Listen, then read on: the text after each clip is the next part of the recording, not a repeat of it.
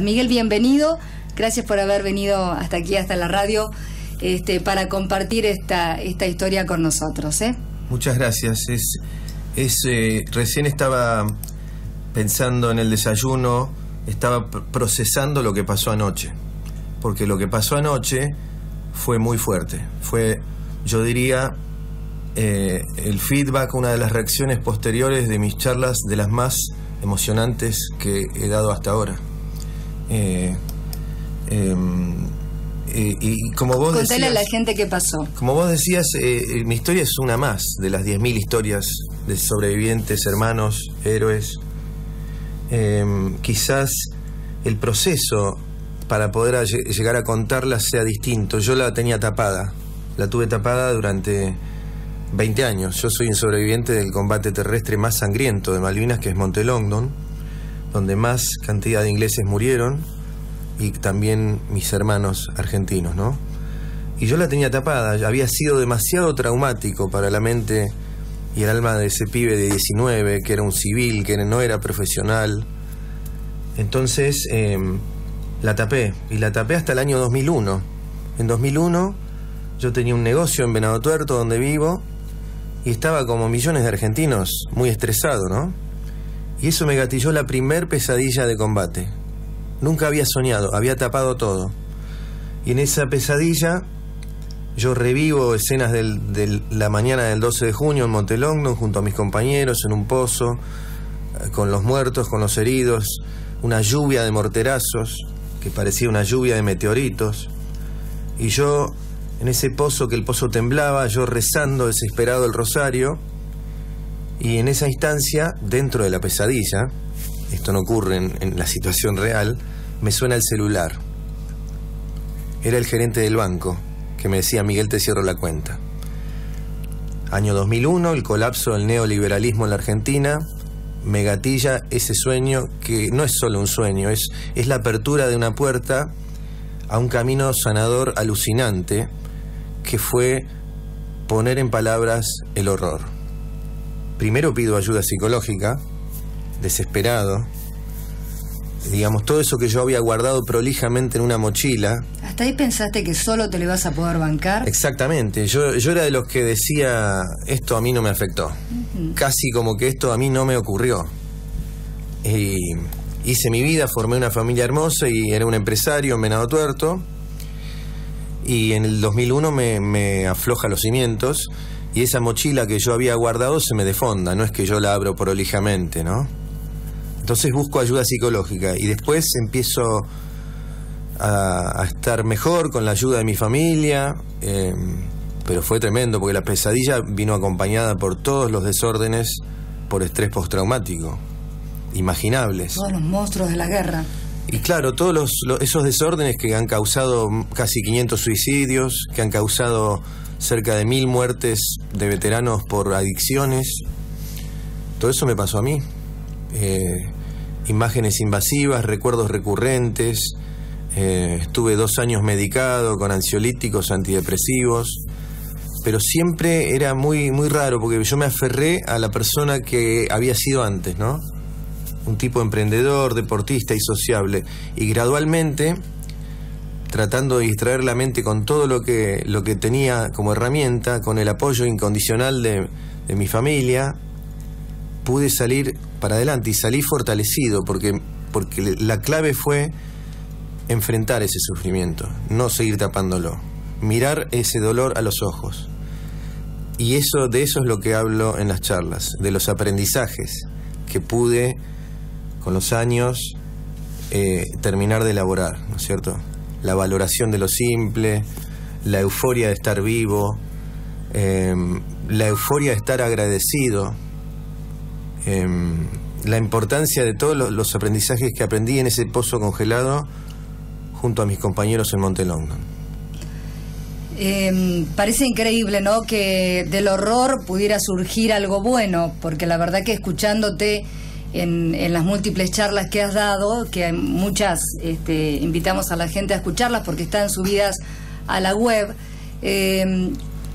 uno escucha una historia de espanto que ni siquiera tiene que ver con los relatos que como argentinos podíamos escuchar de aquel momento, ¿no? Es decir, uno también era muy joven, pero vivió esa época de la guerra, y una de las cosas que nos sorprendió fue que íbamos ganando la guerra, íbamos ganando, y un día nos despertamos y habíamos perdido la guerra, por ejemplo, ¿no?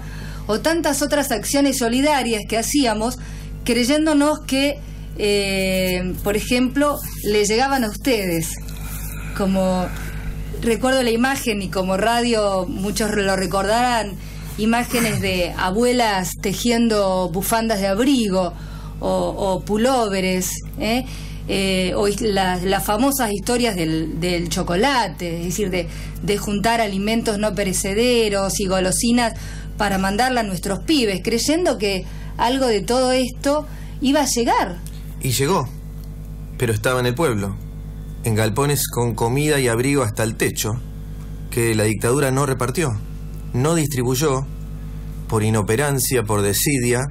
Nosotros no estábamos tan lejos, estábamos a 10 kilómetros, estábamos a unos 15 minutos en Unimog, había un camino casi hasta donde estábamos nosotros. Es decir, que no hay explicación. Uno escucha a los ex oficiales de aquel entonces, al ex gobernador Menéndez, en notas periodísticas recientes, negando, minimizando, diciendo que era imposible llegar, lo cual es una mentira de punta a punta, porque de hecho nosotros nos escapábamos del frente 10 kilómetros a pie, en el medio de ese terreno turboso, mojados, hambrientos, desnutridos. Yo perdí 20 kilos de peso corporal. En el momento que nos atacan los ingleses, ya teníamos un compañero que se murió de la desnutrición y el congelamiento. Y ya a esa altura también teníamos 6 que se pegaron tiros en los pies de la desesperación para que los evacúen, y otros 4 más que murieron despedazados pisando una mina argentina en la locura por ir a robar comida a un campo. Es decir, ese era el marco en el cual entramos al combate. Parecíamos prisioneros de Auschwitz. Tuve compañeros que perdieron hasta 30 kilos de peso. ¿Y por qué, digamos? Porque nos alimentamos solamente a alimentación líquida. Nunca tuvimos nada sólido en 60 días. Teníamos mate cocido solo. Sin pan, nunca, sin nada. Nada, en 60 días. Y si el clima lo permitía, a las 4 de la tarde un caldo. Es decir, repito, nada sólido en 60 días. Los uruguayos en la cordillera comieron más carne que nosotros. Yo llegué a perder más de 20 kilos, que son al momento crítico 22 kilos. Y en ese estado, digamos, tener la lucidez como para poder combatir. Bueno, no teníamos la lucidez, ya parecíamos zombies. De hecho, los soldados que estaban en Puerto Argentino, que para ellos la experiencia fue totalmente distinta, no pasaron la hambruna que pasamos nosotros en el frente, nos decían cuando nos veían deambulando por el pueblo como lincheras, revolviendo tachos de basura de los isleños o tratando de romper algún galpón, nos decían los zombies. Después, años más tarde, nos enteramos. Miguel, estuviste prisionero, ¿no? Sí, volví como con todos mis compañeros, 4.172 prisioneros argentinos, navegando en el Canberra, el transatlántico de lujo, rumbo a Madrid. Los trataban mejor de prisioneros que cuando estaban en guerra, ¿no? Ni hablar. O sentían al menos el mejor trato, fueron asistidos de una mejor manera como prisioneros que como soldados. Totalmente. No solo, aparte era surrealista, porque el Canberra es un transatlántico de lujo civil, como esos barcos que van al Caribe, con piletas, salón discoteca, camarotes en suite, música funcional, ducha caliente, 2 comidas por día. Y los ingleses que parecían personal de un hotel de lujo que nos iban... Era increíble. Los atendían. Era increíble. No existía Gran Hermano en esa época, pero yo sí, hoy estaría mirando la cámara, me están filmando a ver cómo... Están tomando el pelo. Claro, porque era como un experimento antropológico, ¿no? Como si un científico hubiera estado experimentando con nosotros, hubiera agarrado ese grupo de pibes civiles, de laburantes, de clase media, estudiantes, que no son soldados, los deposita en esa isla con ese clima antártico, los priva de comida durante 2 meses, les pone jefes que son inoperantes y crueles, que los estaquean cuando toman iniciativas. Sí. Y después, cuando ya en ese experimento ya llegan moribundos al combate con pérdidas de peso de 20 kilos, vos ya estás muy mal. Yo pesaba menos de 50 kilos cuando llego. les larga al mejor ejército del planeta a ver cómo les va, ¿no? En ese estado de moribundez.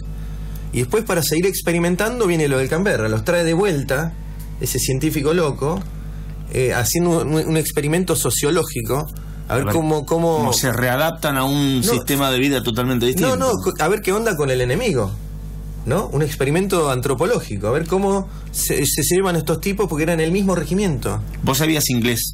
Yo sabía inglés. Y eso te ayudaba muchísimo, y además eras el más sometido, digamos, al interrogatorio, ¿no? Yo me ofrecí como traductor. Cuando vi el despelote que era, los heridos que había, estaban operando heridos. Tenían que dar instrucciones de los horarios de comida, había compañeros descompuestos. Era un caos total. Entonces yo dije, yo tengo que trabajar acá, a ordenar este caos. Y me ofrezco de traductor. Y como yo hablo bien inglés, mi vieja me hinchaba para que yo vaya a clase particular durante todo el secundario, y yo renegaba con eso. La cuestión es que me transformé en una especie de canciller argentino arriba del barco. Y iba con los ingleses por todo el barco, traduciendo lo que parecía iba a ser una relación muy tensa con el enemigo, terminó en conversaciones amables, increíblemente, de jóvenes ingleses y argentinos que se preguntaban con mucha curiosidad cómo había sido el otro lado. En ese ida y vuelta con muchachos que seguramente no tenían más edad que la que tenían nuestros chicos, ¿qué pasó? Porque, digamos, pudiste ver el enemigo a los ojos y en una relación completamente distinta. Ya no había armas en tus manos ni en la de tus compañeros, y todo era, no sé, se me ocurre pensar en un intercambio estudiantil cuando nuestros pibes van a otros países y aprenden de su cultura, ¿no? Y de sus cosas. Fue como un intercambio de porque además no tenían otra edad, más que la de 19 años. Mira, hay un inglés muerto en London que peleó contra nosotros de 17 años. Más chico que nosotros. ¿Por qué tan chico? Bueno, porque ellos eran academias militares, ¿no? Eran como todo el secundario. Y se ve que ese estaba por cumplir 18 y lo mandaron igual. La cuestión es que sí, eran de nuestra misma edad. Y juntos, al mirarnos a la cara, nos dimos cuenta que habíamos sido víctimas de la situación. Y los ingleses me decían, yo voy a dejar el ejército ahora que los conozco a ustedes, porque entiendo la inutilidad de la guerra. Y me decían, yo no los podría matar a vos y a tus amigos ahora. Y yo les decía lo mismo. Y recuerdo escenas de grupos de 5 o 6 de mis compañeros hablando con 5 o 6 de ellos y yo traduciendo. Y riéndonos y que nos cargaban por el fútbol y nosotros los cargábamos a ellos y hablando de música. Hablábamos de las bandas británicas, de Pink Floyd, de Genesis. Era increíble. Y ahí lo que pasó en ese barco, además veníamos todos, ingleses y argentinos, con un estado de euforia de estar vivos. Veníamos celebrando la vida. Era una mezcla de emociones porque esa euforia de estar vivos convivía con la melancolía por nuestros compañeros muertos, y también en mi caso y en el de todos mis compañeros convivía con una furia, una especie de odio visceral hacia el maltrato de nuestros superiores, ¿no? Quizás ese sea uno de los tragos más amargos de la guerra. Totalmente. Que tu propia gente no haya tenido la capacidad, el don de gente, ¿no? De poder reconocer lo que estaban haciendo en ese momento nuestros pibes. Tuvimos 3 enemigos, claramente. Tuvimos el clima, uno de los más hostiles del planeta, con sensaciones térmicas por efecto del viento de 35 bajo cero. Hay mediciones de los Kelpers. Después tuvimos al ejército más profesional del mundo que nos atacó, que parecían el equipo de rugby inglés armado con ametralladoras, y nosotros parecíamos sobrevivientes de Auschwitz. Y el tercer enemigo, y el más insólito de todos, y el más triste, fue el trato de nuestros propios superiores, que nos trataron con un desprecio por la condición humana que nos sorprendía. Nos sorprendía y no paraba de sorprendernos, porque a medida que pasaban los días se iba poniendo más cruel. ¿Es cierto que hubo maltratos, que hubo, digamos, de los propios jefes argentinos a nuestros pibes o no? Totalmente. Yo me cansé de ver compañeros estaqueados yo me salvé de estar estaqueado, pero a mí me hicieron un simulacro de fusilamiento por haberme robado una latita de picadillo de carne. El 25 de mayo en Malvinas, mira, esta no la cuento nunca. Y a veces me cuesta cantar el himno y la gente me pregunta por qué. Incluso yo no he ido nunca a un acto, un 2 de abril, y la gente me pregunta por qué. Y en lo que te voy a contar ahora está la respuesta. El 25 de mayo en Malvinas ya estábamos muy mal, con mucha pérdida de peso. Estamos raquíticos en ese pozo, está lloviendo, estamos recibiendo fuego naval que nos silbaba por arriba, muy deprimidos, y había una tormenta de lluvia y garrotillo tremenda, y pensamos, bueno, seguro que al teniente no se le va a ocurrir hacer un acto patrio en el medio de este huracán. Bueno, error, nos sacaron afuera a cantar el himno, ¿no? El himno lo cantamos débil, por 2 motivos. Porque estamos débiles, estamos moribundos, y porque estamos calientes ya estamos rebelados a ese maltrato. Bueno, ¿para qué? Nos pegaron un baile, el teniente, el jefe de nuestra compañía, el teniente Primero García, y otro suboficial que era tremendamente cínico, que le decíamos el Urco. Nos pegaron un baile de como media hora, los insultos, invocando a Dios y la patria. Yo recibo patadas, nos hacían hacer flexiones de brazo en charcos congelados. Y lo loco es eso, invocaban a Dios y la patria. Y yo, llorando, pensaba en mi vieja y me aferraba porque dije, estaban tan sacados, culatazos en la cabeza del que no tenía el casco. Estaban tan sacados que yo decía, estos tipos nos van a matar, ¿no? Es que eran la misma dictadura que había estado en los 70, ¿no es cierto? No eran otro ejército, no nacieron de un repollo, eran los mismos tipos. Y tenían esa metodología. Bueno, la cuestión es que nos hacían eso y encima el 25 de mayo, lo cual es una especie de tortura psicológica, ¿no? Porque se mete todo.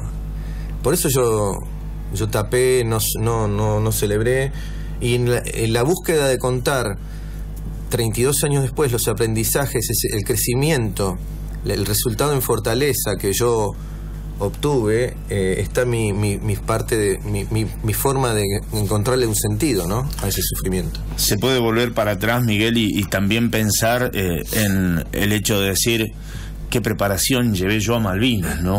Y te vas a encontrar con que decís ninguna. Porque había muchos chicos que no sabían disparar un arma o no sabían lo que era un arma. Mi caso. ¿Cuántos días te habías preparado? ¿Meses te habías preparado? Digamos? Un día de práctica de tiro tenía. Un día. Un solo día, que había ocurrido 14 meses antes de ir. El resto estuve en un acomodo, en una oficina. Que fue en la primera parte de tu ingreso al regimiento para cumplir el servicio militar de la clase 62. Exacto. En el año 81 habías hecho práctica, allá por abril, febrero, marzo, abril del 81. Hago una instrucción que era ridícula. Esa livianita de campo y... Sí, aprender a marchar y aplaudir chamico. Y un día de tiro y después el resto del año, todo el año perdido. Sí. Y el 2 de abril, como muchos desertaron, el regimiento tenía que salir con los 1000 y muchos por el temor a ir a la guerra se borraron. El regimiento buscó gente como yo, que estaba en puestos, en destinos, que eran civiles, eran directamente civiles. Entonces yo llego al pie de Monte Longdon con un día de práctica de tiro y encima con, mirá, y esto es ya surrealista, con un arma que nunca funcionó. ¿Cómo que era normal? Que ¿no nunca funcionó mi arma? Mi arma era una PAM 9 milímetros, que es una ametralladora que usaba la policía. Es un arma para combate urbano, ridícula, 9 milímetros, que encima no percutaba, nunca anduvo. Entonces yo estoy con un mortero, pero mi arma portátil es una PAM. Y estoy en el combate más sangriento de Malvinas. O sea, nos usaron de carne de cañón. Ya los FAL eran inservibles. Los FALes andaban la mitad. Mira, este dato tampoco lo cuento mucho. Todo el armamento completo que llevó el Regimiento 7, la unidad de más muertos en Malvinas. Tuvimos 36 muertos y 120 y pico de heridos. Todo el armamento de ese regimiento estaba dado de baja en noviembre del 81 por la armería del regimiento. Llegamos a Malvinas con fierros viejos. El armamento nuevo llega a La Plata cuando ya estamos en las islas.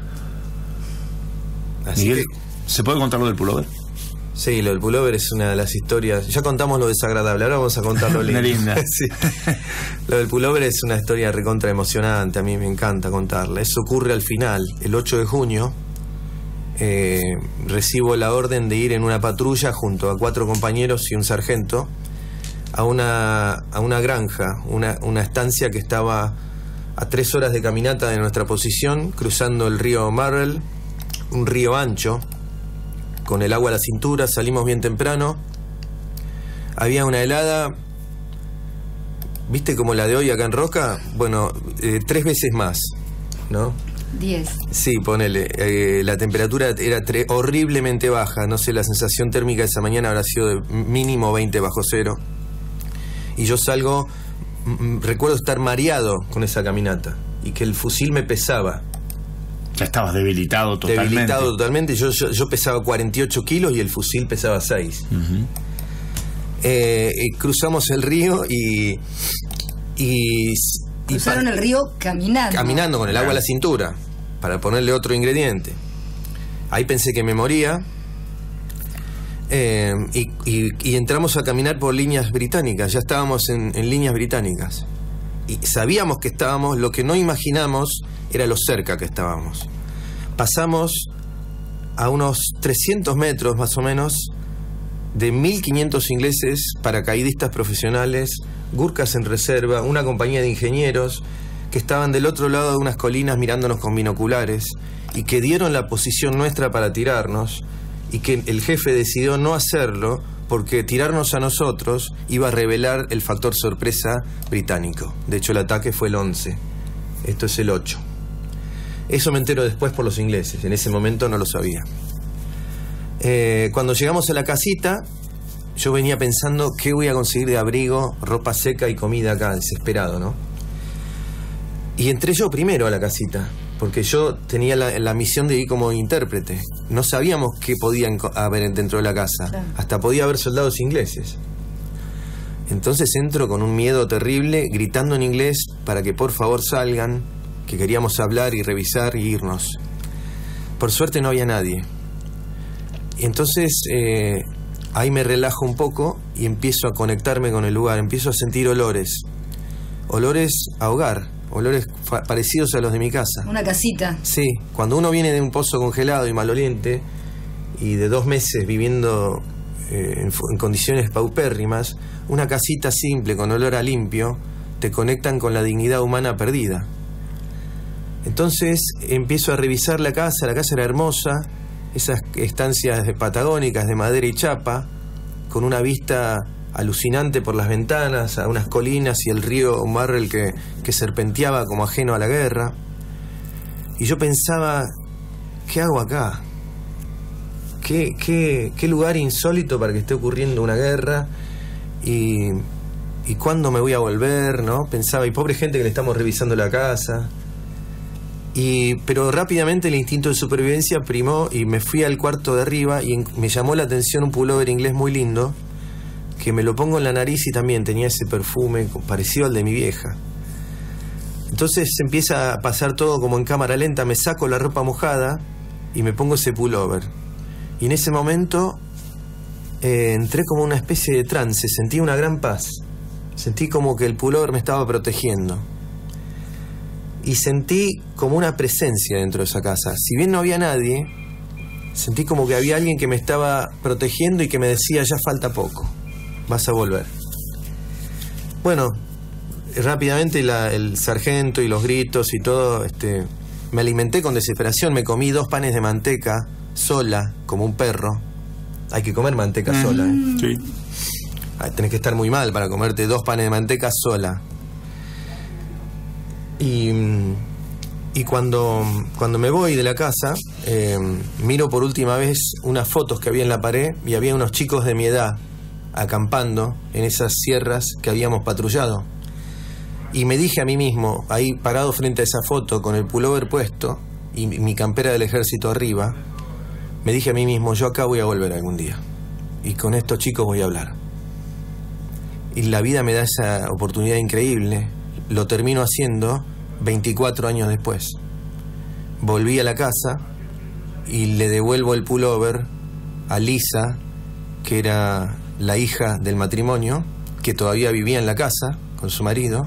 El pullover en este caso era de su papá, El ¿verdad? pullover era del papá. ¿Su papá vivía? El papá había fallecido pocos años después por el estrés de la guerra, ella me contó. Y yo le conté, bueno, mi mamá también murió por el estrés de la guerra. Fue un momento sublime, nos abrazamos llorando juntos, hablamos de la guerra, completamos la historia,